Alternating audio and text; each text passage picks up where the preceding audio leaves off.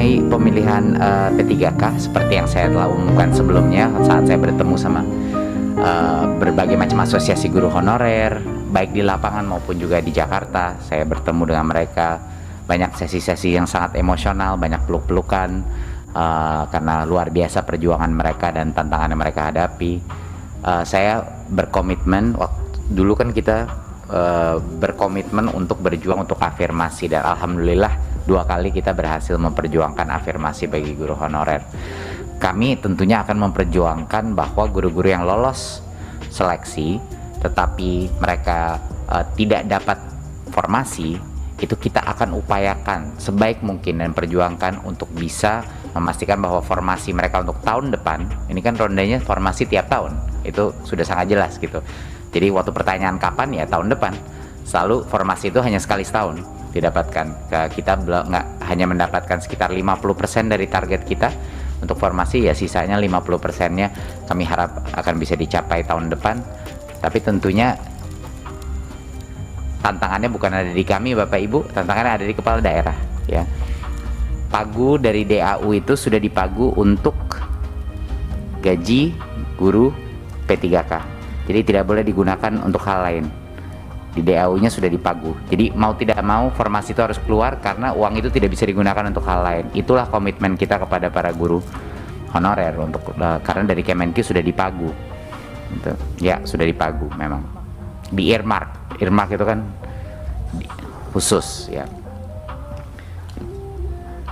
Mohon izin melalui pimpinan. Ya biar jelas Pak Menteri. Jadi formasi yang dari daerah dengan kelulusan itu seharusnya sama. Tidak selalu sama. Tidak. Tapi duitnya sama, duitnya pasti sama. Formasi adalah yang potensi diajukan. Kita tahu nggak akan semuanya lolos. Jadi paling tidak kita melihat dari angka kelolosan sekarang ya. Kalau itu saja sudah mencukupi, misalnya 40% ya kan, dari yang kita lihat kemarin itu 40-50% ya yang lolos seleksi. Belum lagi yang nggak dapat formasi, tapi pokoknya ujung-ujungnya akan selalu angka itu jauh lebih besar dari uang yang dibutuhkan, karena kan mereka harus lolos dulu passing grade dan mendapatkan formasi. Nah, uang itu tapi total cukupnya itu sudah dipagu di dalam DAU tahun ini gitu. Izin Pak Ketua memperjelas. Nggak perlu untuk semuanya, untuk menambahkan 100% formasi itu tidak perlu anggarannya untuk full formasinya karena nggak semuanya lolos passing grade. Tapi kami akan datang ke setiap kepala daerah. Izin Pak Ketua, Pak Menteri. Berarti DAU itu nanti biasanya DAU kan gelundungan begitu saja ya. Berarti nanti di dalam penjelasan penggunaan DAU, karena kita sepertinya perlu mendalami Kemenkyu-nya Pak. Itu kemudian DAU itu gelundungan atau kemudian gelundungan plus ada kalimat untuk P3K sejumlah sekian begitu? Betul Bu. Oh, itu. Izin pimpinan, Mas Menteri bisa nggak kemudian setelah ini jelas ada semacam surat edaran memberitahuan kepada daerah bahwa di dalam DAU itu memang ada haknya guru P3K itu. Sudah. Sesuai dengan yang lolos aja kan begitu kira-kira. Sudah. Itu saja Pak Menteri. Ini akan kami berita ini sangat ditunggu-tunggu oleh nanti mungkin daerah karena memang sudah mereka dikirim sekarang ini menganggapnya menjadi beban mereka gitu. Betul. Suratnya kami sudah kirim ke Pak Huda, jadi bisa disirkulasi. Ya. Sudah di Pak Azam di WA grup anggota itu bisa dibaca. Ya. Mohon izin.